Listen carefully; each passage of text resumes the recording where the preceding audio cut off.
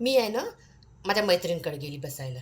खूप दिवस झाले बसलीच नव्हती. म्हटलं चला बसावं थोडा वेळ, तिच्यासोबत गोष्टी करावं, काहीतरी चहा वगैरे भेटला तर पिऊनच या, पोहे म्हटलं तर खाऊनच या. मीच नाही म्हणत नसते, कधी नाही म्हणत नाही. कोणी जर मला जेवण करायला बोलवलं ना तर खाऊन घ्यायचं, भेटते ना फुकटाचं खाऊन घ्यायचं.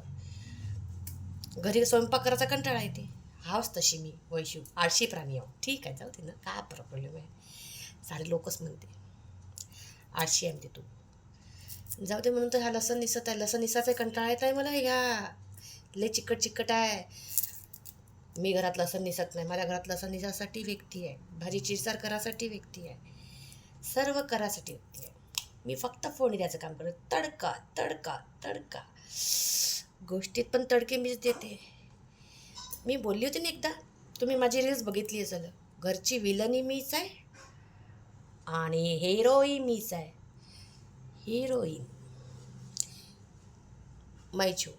मैचू मतलब वैशाली. हे नाव लक्षात ठेवायचं. जेव्हा मी येईल, माझी रील्स येईल तेव्हा ए वैशाली ए वैशाली ए वैशाली करायचं. काय समजलं ना? हां, चला. लसण निसतं झाला माझा. कसा आहे, रील्स काढता काढता कामही होतात घरचे आणि रील्स पण काढणं होते. 2 in 1 काम करायचं. टाईमपास नाही करायचा. टाईमपास नाही करायचा. टाईमपास कुठं करायचा? जिथं आपल्याला भांडणं लावायचे आहे तिथं टाईमपास करायचा.